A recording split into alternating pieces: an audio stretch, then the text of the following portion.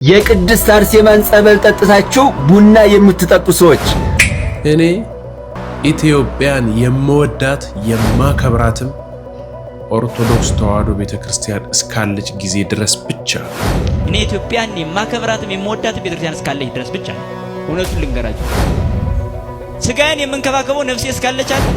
የቅድስት አርሴማን ጸበል ጠጥታችሁ ቡና የምትጠጡ ሰዎች፣ የቅድስት አርሴማን ጸበል ጠጥታችሁ ቡና የምትጠጡ ሰዎች በደንብ አድርጋችሁ ስሙኝ። ኢትዮጵያ እጆቿን ወደ እግዚአብሔር ትዘረጋለች። በብዙ መጽሐፎች ኢትዮጵያ እጆቿን ወደ እግዚአብሔር ትዘረጋለች ሚለውን እንኳን ስናይ አንደኛው ቦታ ላይ ሱዳን ትዘረጋለች ይላል፣ አንደኛው ቦታ ላይ ኑቢያ ይላል።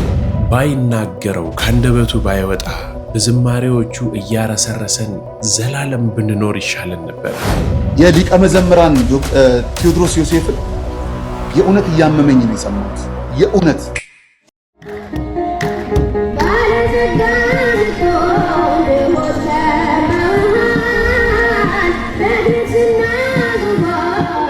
ሰላም፣ ጤና፣ ፍቅርንና በረከትን አንድ ላይ አድርጎ ለሁላችሁ ያድልልኝ። እንደምን ሰንብታችኋል? እንደምን ሳላችሁ?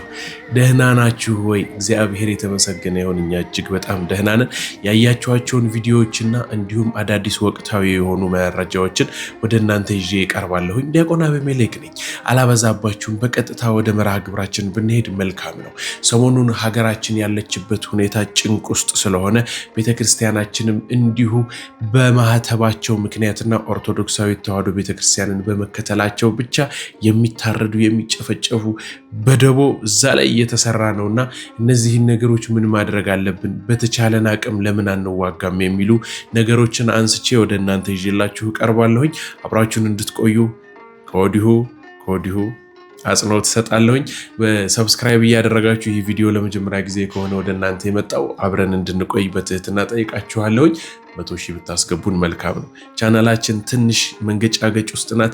በዚህ ቻናል ዳግሜ ላልመጣ እችላለሁኝ በተለያዩ ምክንያቶች፣ ግን የእናንተ እገዛ ስለሚያስፈልገኝ ሰብስክራይብ ብታደርጉና ላይክ ብታደርጉ እንዲሁም ኮሜንት ላይ ቆንጆ መልእክትን ብታስቀምጡ ያበረታታሉ፣ ቻናሉን ይመልስልናል ብለን እናስባለን። ስለዚህ ፕሊስ ያንን ነገር አድርጉ። ወደ መርሃ ግብራችን ሂድ።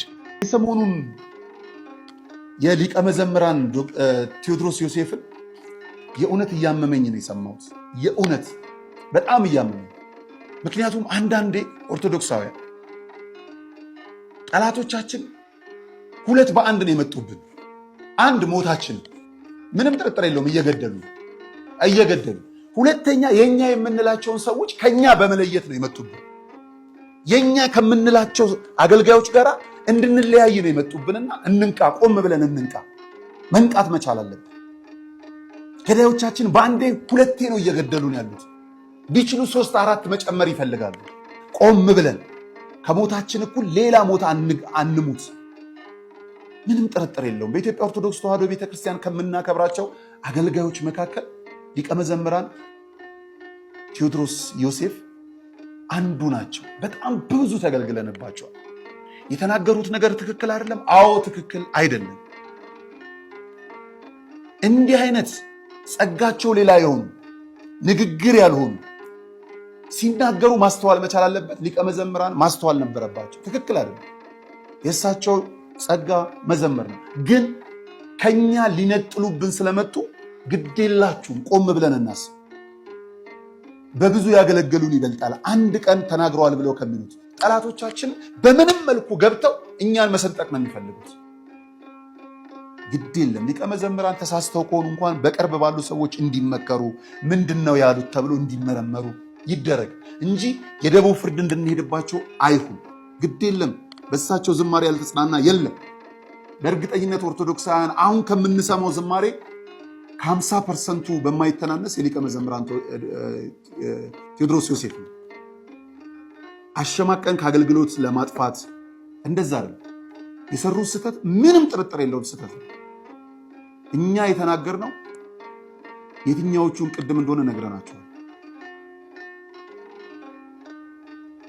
ስለዚህ እንደው ቆም ብለን ሁለት ነገር እንዳይገሉብን ገዳዮቻችን፣ ሁለት ነገር እንዳያሳጡን፣ ኦርቶዶክሳውያንን በሕይወት አሳጥተውናል። በቁም ደግሞ አገልጋዮችን መነጠል ላይ ነው የመጡትና ይሄ ደግሞ ቅድም ታሟል ብዬ ከነገርኳችሁ ሰዎች አንደኛው ሰው እንዳይኖረን ነበር ማድረግ መጀመሪያ ስራቸው። ቅድም መጀመሪያ ላይ ታሟል ያልኳችሁ ሰው መጀመሪያ ያደረጉት ሰው ማሳጣት ነበረ ቤተክርስቲያን። ግን የወላድ መካን አልነበረችም ቤተክርስቲያን። አስገቡና የተቀበልናቸውን ሰዎች ይዘውብን ወጡ። ባዶ የምንቀር መስሏቸው። ይተካል፣ እግዚአብሔር ይተካል። ዲያቆን አቤል መክብብ ብሎታል በጣም በሚገርም መልኩ። ይተካል አገልጋይ ተተክተው መጥቷል። ሊቀ መዘምራን ዶክተር አልኩኝ እግዚአብሔር ያድላቸው። ዶክተር ሬቱም ችግር የለም። በቅርብ ያላችሁ ምከሯቸው። መመከር ከሆነ ተሳሳቱ ከሆነም ልጆች ጥሯቸው እንጂ እንደው ከአገልግሎት ለመነጠል የሚደረገው ሄደ አካሄዱ ስህተት ስላልሆነ አንዳንዴ በቤተ ክህነት ውስጥም ቅርብ የሆኑ ለእሳቸው የሚመስሉ ክፉ ቀንን የጠበቁ እሰይ ብለው የተነሱ አገልጋይ የሚመስሉ ሰዎችንም አይተናል። ሰው የወደቀ ዛፍ ዛቢያ ይበዛበታል። ኖ አይደለም፣ እግዚአብሔር እንደዛ ያስገድ። የሁላችንም ክፉ ቀን አለ። ያ ክፉ ቀን ግን እኛው ክርስቲያኖች ለእኛው ክርስቲያኖች እንተው። የተሰደቡ ቲክቶከሮች ቢኖሩ፣ የተሰደቡ ዩቲዩበሮች ቢኖሩ፣ የተሰደቡ ምናምን ቢኖሩ ለምን እንደተሰደበ ስለሚያውቁት ቲክቶከሮቹ ችግር የለባቸውም። ደስ የሚለው ቆዳቸው ጠንካራ ነው። ስለ ቤተ ክርስቲያን ብቻ ነው የሚያስቡት ልጆች ዩቲዩበሮች። በቤተ ክህነት ውስጥ በተኛችሁበት ጊዜ የተነሱት የቲክቶክ ሲኖዶስ ብትሏቸው ምናምን ብትሏቸው የተጠሩበት ለአገልግሎት ነውና እንደ ሰማዕታቱ እንደውም በጣም በሚያስገርም መልኩ በጣም የሚያስደንቀው ነገር አብዛኛው ቲክቶከር አብዛኛው ዩቲዩበር አሁን እየቆረበ ነው። በጣም በሚያስገርም መልኩ በጣም በሚያስደንቀኝ መልኩ እግዚአብሔር በሚያውቅ ብንኖርም የእግዚአብሔር ነን ብንሞትም የእግዚአብሔር ነን። ማክሲመም ጥንቃቄ ለክርስቲያን ንስሐ መግባት ነው፣ ሌላ ነገር አይደለም። ማክሲመም ጥንቃቄ ካደረግን ንስሐ መግባት። እኔ በዚህ ሀሳብ እስማማለሁኝ። እንግዲህ ብዙ ሰዎች ሊቀ መዘምራን ቴዎድሮስ ዮሴፍን በደንብ ተችተዋል። በእርግጥ አሁን እኔ ልደግፍ ወይ ደግሞ ስህተት ሰርተዋል ልል አይደለም፣ ወይ ደግሞ ስህተት አልሰሩም ልል አይደለም። ግን ነጋሽ ያወጣው በጣም ቆንጆ የሆነ ሀሳብ ይመስለኛል። እኛ የምንደገፍባቸውን፣ እኛ የምንከተላቸውን፣ እኛ እንደ አብነት አድርገን የምንይዛቸውን ሰዎች ይሄ እንደ ሞዴል እንደሚባለው እንደዛ አድርገን ይዘን የምንሄዳቸውን ሰዎች በተቻለ አቅም ከኛ መለየት ነው፣ ማለያየት ነው የፈለጉት። ያኔ ብቻችንን እንቀራለን። ብቻችንን ስንቀር ደግሞ ወደ ፈለጉት ይዘውን ይሄዳሉ ብዬ አስባለሁ። ይሄን ነገር ቆም ብላችሁ ብታስቡት መልካም ነው ባይ ነኝ። እንዴት መሰላችሁ? አሁን በኢትዮጵያ ኦርቶዶክስ ተዋሕዶ ቤተክርስቲያን ውስጥ ያሉ ምዕመናንም ብዙ ካህናትም ኢየሱስ ክርስቶስ የሚለውን ቃል ለመጠቀም ይፈራሉ። እና ምክንያት ምንድነው? ጴንጤዎች ይህንን ቃል ስለሚጠቀሙት ምነው አንቺ በነጠጥሽ እንዴ? ፕሮቴስታንት ደግሞ ምንድነው ሄድሽ እንዴ? ምናምን ስለ ኢየሱስ ማለት ብንጀምር ኢየሱስ ለማለት እንድንሳቀቅ ሆነዋል። አይታችሁታል እያደረጉት ያለውን። ኢየሱስ ክርስቶስ የሚለውን ቃሉን እንኳን የወሰዱት ከቅድስቲቱ ቤተክርስቲያን ነው። ግን እነሱ አብዝተው ስሙን በመደጋገም በመጥራት ስለተጠቀሙበት እንደነሱ እንደራሳቸው አድርገን ቆጥረን እኛ ከኢየሱስ ልንወጣ ነው። አያችሁ፣ በደንብ አስተውሉ። ሌላ ነገር ልጨምርላችሁ። በውጪው ሬምቦ ወይም ደግሞ የማርያም መቀነት ቀስተ ደመና በሰማይ ላይ የምንጠቀመውን ታውቃላችሁ አይደል? የማርያም መቀነት የሚል ለዝናብ በኖህ ጊዜ ቃል ኪዳን የተቀባለት ምልክት ተደርጎ የተሰጠው አሁን እሱን ማንኛችንም ብንሆን በእውነት ነው ምላችሁ በስከርፕ መልክ አሰርተን አንገታችን ላይ ብናደርገው ከሊቅ እስከ ደቂቅ ድረስ ሰው ይጠላናል። ለምን? ይሄ የግብረ ሰዶማዊ ሎጎ ሆኖ ተወስዷል። በቃ አሁን እኛ ይሄንን የማርያም መቀነት በፍጹም ልንጠቀመው አንችልም። ቤተክርስቲያን ላይ የሆነ ቤተክርስቲያን ላይ ተቀብቶ አይቼ በቃ እግዚኦ ተብሎ ነው የተነሳው። አሁን ምልላችሁ ነው መሰላችሁ? የራሳችን የሆኑ ነገሮችን አጠልሽተው እነሱ እንድንጥል ነው እያደረጉን ያሉት። ይህንን ብቻ አስቡት። ነጋሽ እንዳለው ዲያቆን ነው፣ ዘማሪ ነው፣ ሊቀ መዘምራን ነው። ረዥም ዓመታቶችን በሱ ትምህርት በሱ ዝማሬዎች በደንብ ረስርሰንበታል። ብዙ ተምረንበታል። ብዙ ምስጢር አውቀንበታል። በእውነት ድንግል በድንግልና ጸንሳ የሚለውን ዝማሬ የሰማሁት ጊዜ ያኔ ነው እመቤታችን ጎንበስ ያለችው። ለካ ጎንበስ አለች ማርያም ውዳሴ ልትሰማ ከቅኔያት ሀገር ከሆዷ ከተማ የሚለውን ዝማሬ እንደዚህ ያለችው በሆዷ ማህሌት ቅኔ ማህሌት ውስጥ ዝማሬ ይሰማ ነበረ የሚል ታሪክን የነገረን ሊቀ መዘምራን ነው። የያዝኩት እኔ ራሱ የሰማሁት የዛኔ ያኔን ያወቅኩትና እንዲህ ባንዴ ባናጠለሻቸው እስከ ዛሬ ድረስ ይዘውን መጥተው እዚህ ደርሰው አሁን ባለንበት ስፍራ ላይ ሆነን ይዘን ብንቀጥል መልካም ነው ብዬ አስባለሁ። ለነሱም አጥፍተው ከሆነ ስራቸው ያሉ ትልልቅ መምህራን ዝማሬዎቻቸውን የሚያስገመግሙባቸው እንዲሁም አብረዋቸው የሚያገለግሉ መምህራኖች አሉ። በአንድም በሌላም መንገድ ተሳስተዋል ብዬ አስባለሁ። አዎ ንግግር አላውቅም እያሉ ተናግረው ሰብረውናል። ምንም ይሄ ማስተባበያ አያለውም። እየተገደሉ እየተቆረጡ እየተጨፈጨፉ አባቶቻችንን መሳደብ የለብንም። እነ ቢንያም ሽታዬን ጸበላቸው የተጠመቁት ጸበል ሳይደርቅ ወጥተው ካህናትን ለመስደብ ሞከሩ። ኖ ይቺ ትክክል አይደለችም። ሁላችንም የምናምነው ነው። ስለዚህ እኛ ግን ልባችን ውስጥ ያለውን ዲያቆን ዘማሪ የቴዎድሮስ ዮሴፍን ባንሽረው ጥሩ ነው ባይነኝ። እሺ አዎ በአንዴ ስሜታዊ ሆነን በአንድ ቃል የምንጥል በአንድ ቃል የምናነሳ እንዳንሆን ብቻ ነው። አጥፍተዋል አላጠፉም ሁላችንም የምናውቀው ነው። በነገሩ ላይ ትክክለኛውን የሆነ ነገር መናገር ሲችሉ ነው ወደዛኛው አመዝኖ ያወሩትና ተሳስተው ይሆናል ብዬ አስባለሁ። ቪዲዮም ከደረሳቸው መልካም ነው። ይቅርታ ጠይቀው ካስቀየምኳችሁ ሶሪ የሚል ቪዲዮ ይዤላችሁ እንደመጣ ባለሙሉ ተስፋ ነኝ። ሊቀ መዘምራን ቴዎድሮስ ዮሴፍ ይህችን ነገር ሲናገር በውጭው ዓለማት ያሉ ሰዎች ምን አደረጉ ምን አሉ? እስኪ የትኛውን ደግፈው ነው እያወሩ ያሉት? ሁለት ቪዲዮዎችን አከታትዬ ይዤ መጥቼ ላሳያችሁ። What is happening to Ethiopian Orthodox Tewahedo Christians in Arsi cannot stay silent any longer. Please don't scroll. This may be the only voice they have right now. Today, countless Ethiopian Orthodox Tewahedo Christians in Arsi are facing severe intimidation, targeted attacks, and coordinated violence, yet very few voices are speaking up. Communities are being displaced, innocent lives are being shattered, and fear is spreading every day. This is not politics, this is humanity. When people are attacked because of their identity, faith or ethnicity, the world must not sit in silence. We call on world governments, UN Human Rights Commission, AU leaders.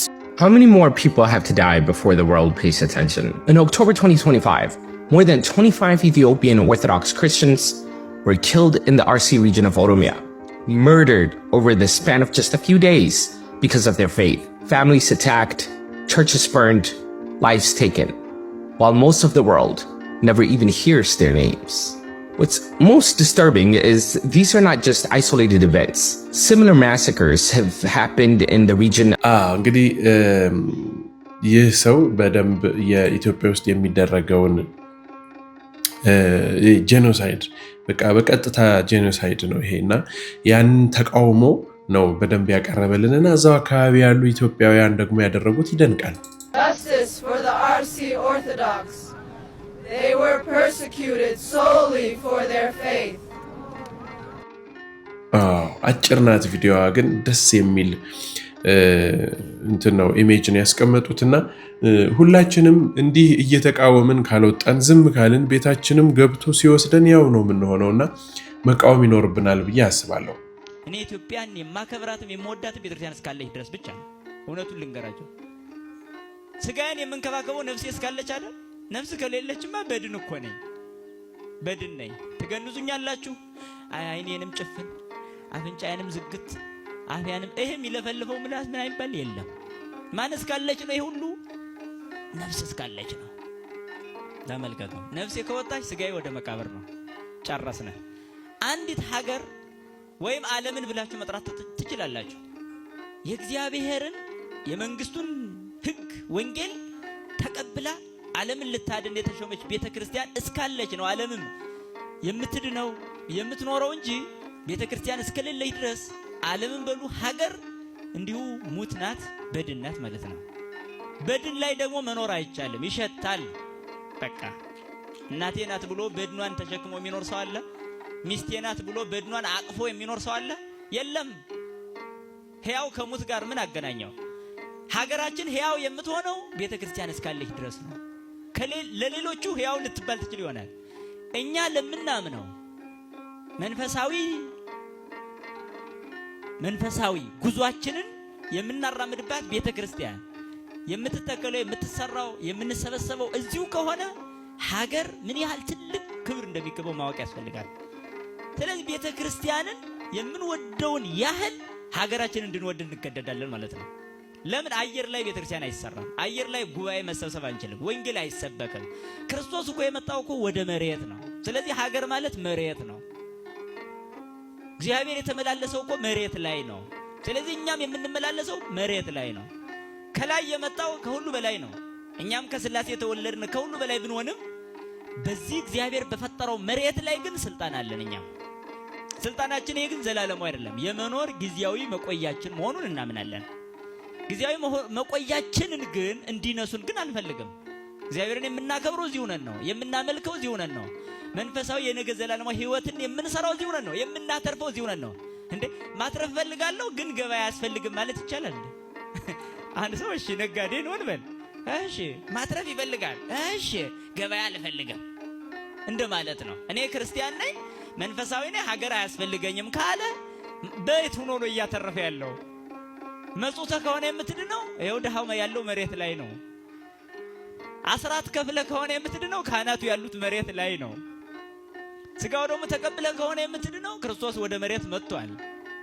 ስለዚህ ሀገር ማለት ቤተክርስቲያንን እንደ ቤተክርስቲያንነቷ እንድናከብርና እንድናገለግል የተሰጠን መኖሪያ ነው ማለት ነው።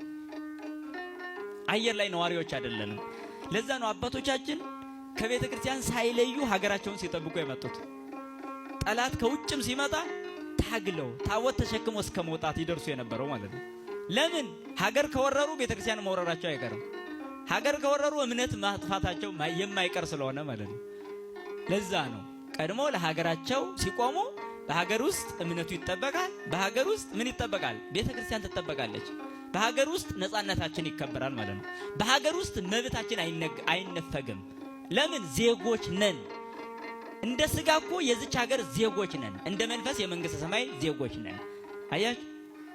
ታዲያ እንደ ስጋ በዚች ዓለም ዜጎች ብንሆንም እንኳን ጊዜያዊ መሆኑን ግን እናውቃለን። ጊዜያዊ ይሁን እንጂ ጊዜያዊ ዜግነታችንን ግን ቀድመው ሊነሱን ግን አይገባም። ለዚህ ነው የምንከላከለው። ለዚህ ነው ሀገር ጠባቂነት የሚባለው ስሜት የሚመጣው ይሄ ነው። ስለዚህ ቤተክርስቲያንን ስንጠብቅ ሀገርንም በመጠበቅ ነው የሚለው መንፈስ በደንብ መረዳት ያስፈልጋል። ሰው መምህር የኔታ መዝገበ ቃለ ሕይወትን ያሰማልን። ቆንጆ አድርገው በአጭር ቃል ነው ያስተላለፉልን ይችን መልእክትና ደስ ብሎ ይኔ የሰማሁት በእውነት። አሁንም ድጋሜ ቃለ ሕይወትን ያሰማልን። እኛም በዚህ ቃል ተምረን ሀገራችንን የምናከብራት የምንኖርላት ወንጌል እስካለ ቅድስት ቤተክርስቲያን እስካለች ድረስ ነው። ምክንያቱም ሀገራችንን ሰርታ የሰጠችን ቤተክርስቲያን ናት ብዬም ስለማመን ማለት ነው።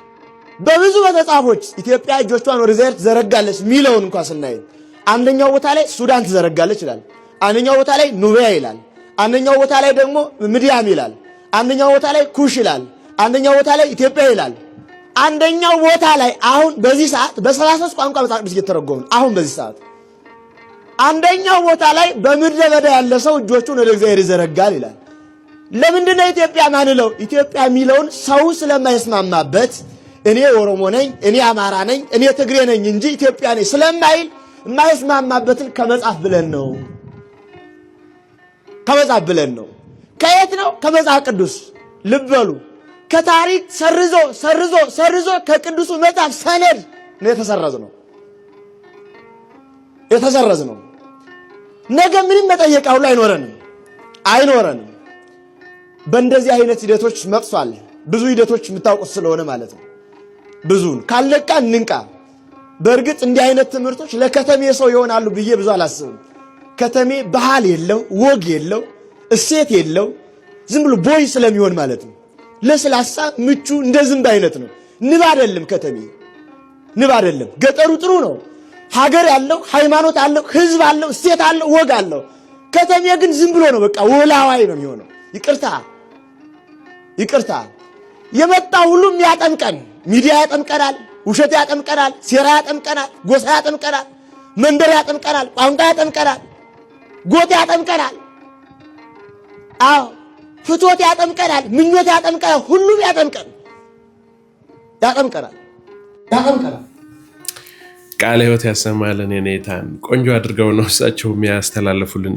ይሄ ሚዲያ ያጠምቀናልን እንደው አንድ ነገር አስታወሱኝ እንደዚህ ሲሉና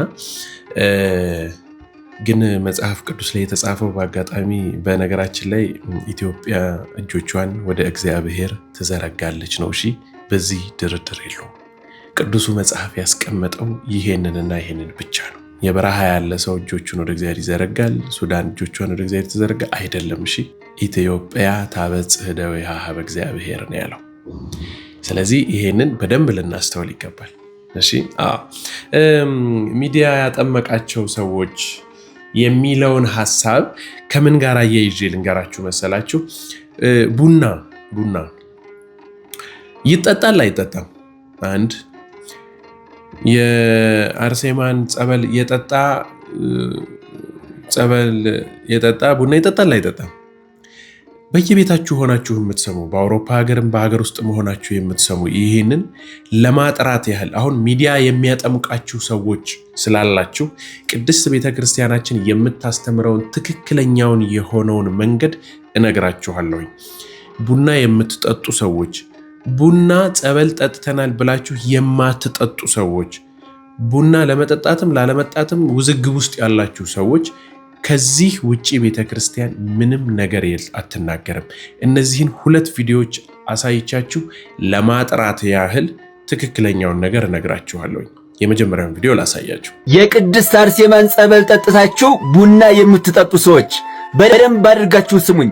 ሁላችሁም ይሄንን ቪዲዮ ሼር፣ ኮፒ ሊንክ፣ ላይክ እያደረጋችሁ ለሁሉም አዳርሱልኝ። ሁላችሁም ደግሞ ቤቱን ፎሎ አድርጉት። ብዙ ነገር የሚጠቅማችሁ ነገር አለበት የቤት ሁላችሁም ቤቱን ፎሎ እያደረጋችሁ ተከታተሉ። እና ብዙዎቻችሁ በውስጥ መስመር የቅድስት አርሴማን ጸበል የጠጣ ሰው ቡና መጠጣት ይቻላል እያላችሁ ጠይቃችሁኛል። አዎ ይቻላል፣ መጠጣት ይቻላል። የቅድስት አርሴማን ጸበል ስለጠጣ ቡና ትጠጣም የሚል ሕግ ቤተክርስቲያን የላትም። ቆይ እናንተ ስታስቡት የክርስቶስ ሥጋና ደምን የተቀበለ ሰው ሳይከለከል የቅድስት አርሴማን ጸበል ስለጠጣ ብሎ ቡና ይከለከላል? አንድ ሰው አይከለከልም። ስለዚህ መጠጣት ትችላላችሁ። ምናልባት ቡና ተወዷል ብላችሁ ካልሆነ ካልተወደደባችሁ መጠጣት ይቻላል። ሐሳብ አስተያየታችሁን ኮሜንት ላይ አስቀምጡልኝ። ሁላችሁም ሼርና ኮፒ ሊንክ ላይክ እያደረጋችሁ ለሁሉም ኦርቶዶክሳውያን ቪዲዮውን አዳርሱልኝ። እወዳችኋለሁ። ክብር በሉልኝ። የመጀመሪያው ቪዲዮ ይሄ ነው። ምን እንደተሰማችሁ ሐሳባችሁ ምን እንደሆነ አላውቅም፣ ግን በኮሜንት ላይ ብታስቀምጡልኝ እጅግ በጣም መልካም ነው። ግን ይሄ ሐሳብ አሁን እኚህ ወንድማችን ከተናገሩት የሚወድቅ ወይም ደግሞ ስህተት የሆነ ነገር ምንም የለም። ትክክል ናቸው። ሁለተኛውንም ላሰማችሁ፣ ግን አትቸኩሉ። እሺ አትቸኩሉ።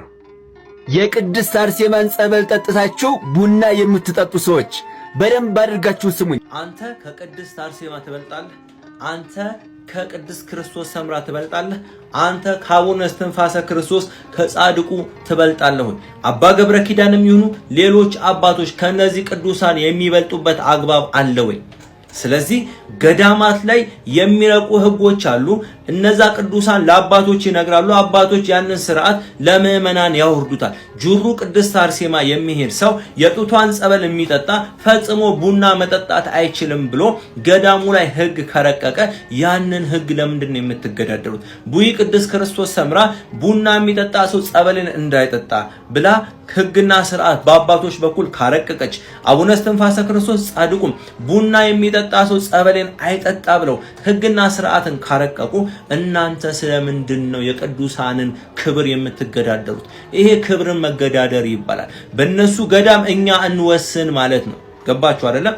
ስለዚህ ልናስተውል ይገባል። ድርሳነ ጽዮንም ላይ የተጻፈው ነበረ።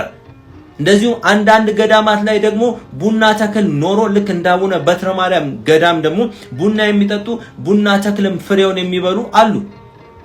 ገባችኋል? ስለዚህ ያ የራሳቸው ህግ ይሆናል። እዚህ ደግሞ ቅድስት አርሴማ የራሷ ህግ ይኖራል። ያንን ያለችበት ምክንያት ይኖራል። ስለዚህ ቡና እግዚአብሔር ከፈጠረው ጫትንም የፈጠረው እግዚአብሔር ነው። ስለዚህ ጫትንም መቃም ይቻላል እንደማለት አይደል?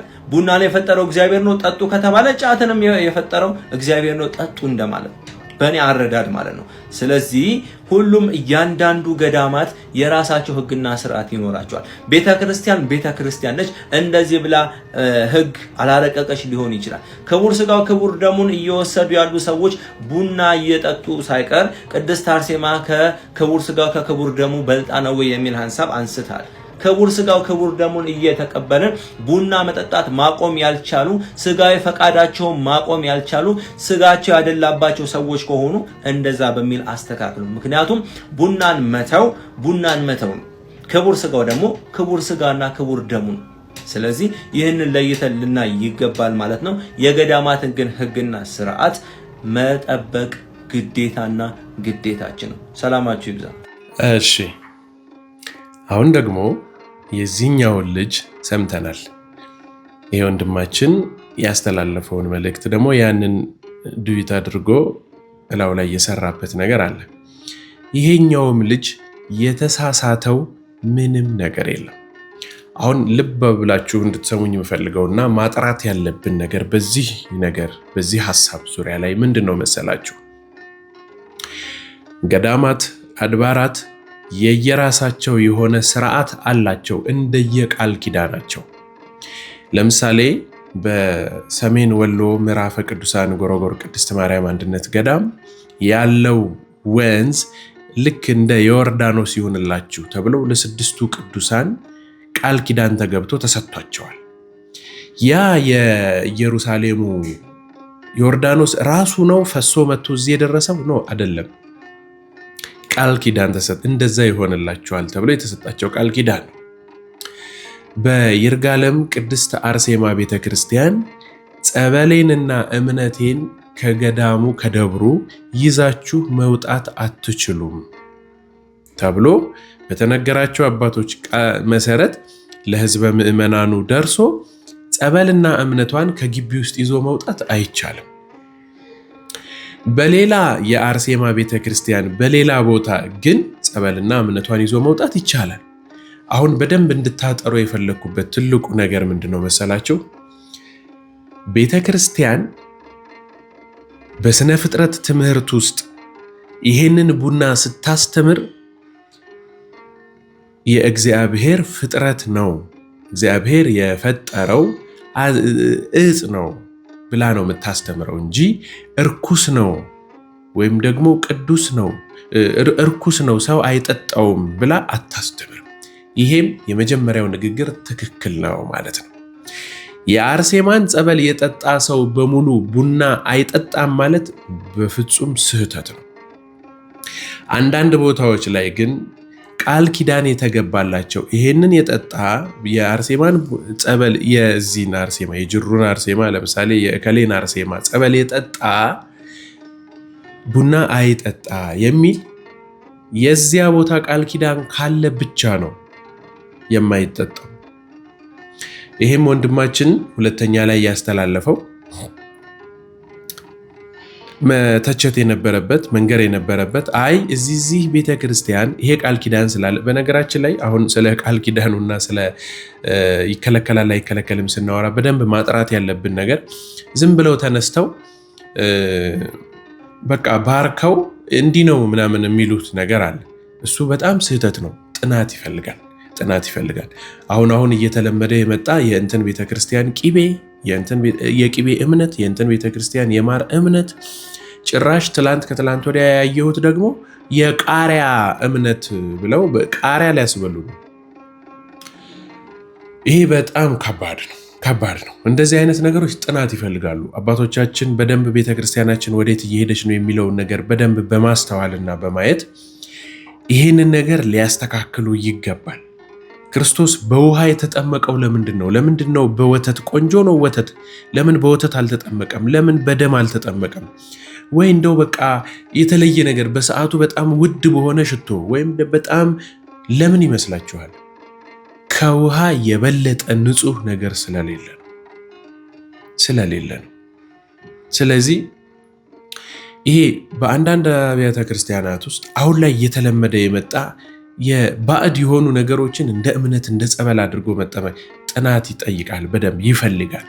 ስለዚህ እኛ ልንቀበል የምንችለው ቡና የምንጠጣ ከሆነ ቡና መጠጣትም ደግሞ ወደፊት እንዳለብን ካመንን እነዛ ቃል ኪዳን የተሰጣቸውን አሁን እነዚህ ልጆች ያሉትን የዛን ቤተክርስቲያን ጸበል አለመጠጣት ይጠበቅብናል ማለት ነው። ቡናችንን ለመጠጣት ቃል ኪዳኑን ግን በደንብ አስበን ወይም ደግሞ ከመጽሐፍ ከብራናው ላይ ያለውን ካገኘን ከጠጣም በኋላ ላለመጠጣት መቆጠብ እንጂ በደፈናው ቡና ይጠጣል ተብሎ ነው የሚነገረው።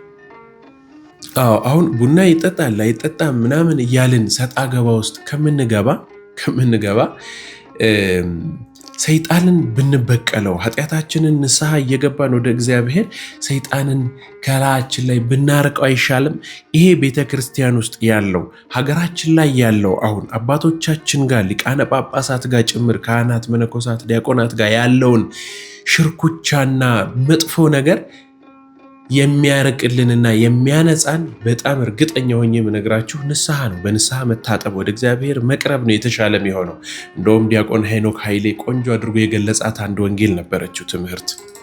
ካህናት ፊት ቀርባችሁ ተበቀሉት፣ ሰይጣንን አዋርዱት፣ የሰራባችሁን ሴራ ተናገሩ፣ ባዶ እጁን አስቀሩት። ስንት ዓመት አንተ ላይ የገነባውን የኃጢአት ግንብ አፍርስበት። ሰይጣን ኩም ይላል፣ ባዶ ቀረው። ስንት ዓመት የገነባውትን ኃጢአት። ለዚህ ነው እንዳንናዘዝ። አንዴ ካህን መጥፎ ነው ይላል፣ አንዴ ምን ይላል፣ እንዳትናገር ነው። አንዳንዴ ደግሞ ምን አሁን ንስሐ ብትገባ፣ አሁን እዚህ መሃል ብዙዎቻችን ንስሐ ማንገባው ለምንድን ነው? አይ እኔ እኮ አሁን ንስሐ ብገባ ተመልሼ ኃጢአት መስራቴ አይቀርም፣ ስለዚህ አንደኛዬን ጠርቀምቀም ይበልና ይላል። አዎ ብዙ ሰው እንደውም ሲጸልይ ለምን ሞት አብቃኝ ነው የሚለው። አቤት ማለት ሊሞት ሲል ነው ማለት ነው እቅዱ። ገላችንን አሁን በቀን ወይ በሳምንት ብቻ ሳይታጠብ የሚቆይ ሰው ከታጠብን በኋላ ገላችንን እንቆሽሻለን አንቆሽሽም? አይ መቆሸሻችን ለማይቀር አንደኛውን ጠርቀም ሲል ልንሞት ስለምን አንታጠብ ብትል ታመህ ትቀራለህ፣ ትቆስላለህ። ገላን የምትታጠበው ከስጋ ቆሻሻ ነው። ንስሐ ግን የነፍስ ነው። እንዴት ቀጠሮ ይሰጣል ለንስሐ? ዛሬ እንሙት ነገ እናውቃለን? አናውቅ። የመዳን ቀን መቼ ነው? ዛሬ አይደለም አሁን ነው የሚለው። መቼ ነው? ምናልባት የዛሬዋ ምሽት የመጨረሻዋ ምሽት ልትሆን ትችላለች። ምናልባት ይህንን ድምፅ የምትሰሙት የኔን የመጨረሻው ሊሆን ይችላል። ምናልባትም ከናንተ ውስጥ የምትመለከቱኝ አንዳችሁ፣ የምትሰሙኝ አንዳችሁ የመጨረሻ መስሚያችሁ የመጨረሻ ማያችሁ ሊሆን ይችላል። ስለዚህ ንስሐ ግቡ ማለት ዛሬ አይደለም አሁን ነው። ሰይጣንን መበቀል በጣም ደስ ነው የሚለው። በእውነት ዕለት ዕለት ልንበቀለው፣ ዕለት ዕለት እንትን ልንለው ይገባል፣ ልንበልጠው ይገባል። ስለዚህ ካህኑ መጥፎ ነው፣ ካህኑ ኃጢአተኛ ነው፣ ካህኑ እንደዚህ አድርጎ እሳቸው ጋማ ምናምን የምትሉትን ነገር እርግፍ አድርጋችሁ ተውት። ያ ፐርሶናሊቲ ነው የግለሰቡ ሰውዬ የግለሰቡ ሰውነቱ ሰው እሱ የሱ ኃጢአት የሱ ችግር ነው። የያዘው መስቀል ላይ እና ስልጣን ላይ ግን አይደለም። ምንም ቢሆን በምድር ያሰረው በሰማይ የታሰረ ነው። ምንም ቢሆን በምድር የፈታው በሰማይ የተፈታ ነው። ያ ሰክሮ ቱቦ ውስጥ ያለው ሰውዬ ቀስቅሳችሁት ይፍቱኝ ቢሉት የሚፈታው መፍታት እስከ ሰማይ ነው። ስልጣኑ ነው። ስለዚህ ንስሐ መግባት አባቶቻችሁን አትናቁ። እንግዲህ ክርስቲያኖች በተደጋጋሚ በዚህ በግዕዝ ሚዲያችን ስለ ጎሮጎር ቅድስት ማርያም አንድነት ገዳም በደንብ አድርጌ ይዤላችሁ መጥቻለሁኝ። በሰባት ቴሌቪዥን ላይ ዛሬ ብዙ ጊዜያቶችን የፈጀ እንዲሁም ደግሞ ወደ ራሳችን ወደ ህሊናችን ወደ ቀልባችን እንድንመለስ ሊረዳን የሚችል ቪዲዮ አዘገጃጅቼ ኤዲት ተደርጎ አልቋል። በማታው መርሃ ግብር 1 ሰዓት ላይ ሲሆን እለቅላችኋለሁኝ። ገብታችሁ እንድትከታተሉ፣ ሰብስክራይብ ያላደረጋችሁ ሰዎች ሰብስክራይብ እንድታረጉ፣ ላይክ እንድታረጉ፣ ኮሜንት ላይ ሐሳባችሁን አስተያየቶቻችሁን እንድታስቀምጡ ስል ጋብዛችኋለሁኝ። እንዲሁም በምዕራፈ ቅዱሳን ጎሮጎር ቅድስት ማርያም አንድነት ገዳም ህዳር 21 ቀን ትከብራለች። ቃል ኪዳኗም በዚያው ላይ ይሆናልና ብዙዎች እንግዲህ ስለ እመቤታችን ጎሮጎር ቅድስት ማርያም ስንናገር እባካችሁን ስልክ አስቀምጡልን፣ አካውንት አስቀምጡልን ትላላችሁና ጨርሳችሁ ስለማታዩ ነው እንጂ ስልክ ያላስቀመጥንበት የኔ ስልክ በተለይ የሌለበት ቪዲዮ የአባ ገብረ ኢየሱስ ቆሞስ የሳቸው ስልክ የሌለበት የለም። አሁንም እዚህ ጋር በማስቀምጥላችሁ ስልክ ቁጥር አማካኝነት እየደወላችሁ ልታገኙን አባንም ልታገኟቸው ትችላላችሁ። ስለዚህ በስፍራው ላይ በጦርነትም ከኮሮና ጊዜ ጀምሮ ገዳሟ በደንብ ተጎድታለች። እንደውም በአንድ ወቅት ሊበትን ሁሉ ነበረ ገዳሙ። በቃ ወደ የሌላ ገዳማት ሄዱ ብለው በምን ምክንያት በደንብ ተቸግረው የሚበሉት የሚመገቡት አጥተው ነበረና ሙጃ እየበሉ ሁሉ ጭምር ነበረ። እኛ ስናገኛቸው እጅግ በጣም ተቸግረው ነበር። ጥቂት ነገሮችን ለማስተካከል እየሞከርን ነው። አሁንም ለክብረ በዓሏ የሚሆኑ ነገሮች ያስፈልጋሉና እየተነሳች ነው፣ ከፍ እያለች ነው። አሁንም ቢሆን እርዳታችሁ፣ እገዛችሁ ያስፈልገናል። ስለዚህ እየደወላችሁልን ባስቀመጥኩላችሁ በዚህ ስልክ ቁጥር እያገኛችሁን ለክብረ በዓሉ የሚሆን ዕጣን፣ ጧፍ፣ ዘቢብ እንዲሁም መገበሪያ ከዛም ደግሞ ካህናቱ አገልግለው ሲወጡ የሚቀምሱት ነገር ገዳም ውስጥም ያሉት መነኮሳቶች ጥቂት የተቸገሩ ስለሆኑ በሚመገቡት ምግብ ላይ በሚለብሱት ልብስ ላይ ያላችሁንና የምትችሉትን ያቅማችሁን ያህል ብትሰጡን እናደርስላችኋለን ማለት ነው። እንግዲህ ተዘጋጅተው የቀረቡላችሁ ቪዲዮዎች እነዚህን ይመስሉ ነበረ። በሌላ መርሃ ግብር ተገናኝተን ዳግም እስከምንማማር ድረስ ቸሩ እግዚአብሔር አምላካችን ሀገራችን ኢትዮጵያን ሃይማኖታችን ኦርቶዶክስ ተዋሕዶ ቤተክርስቲያንን በቃችሁ ይበለንና እንደው በሰላም የምንኖርበት አንድ ቀን ተንፍሰን የምናድርበት ቀን ይስጠን እላለሁኝ። ወስብሐት ለእግዚአብሔር። ሰላም ቆዩ። ቻው።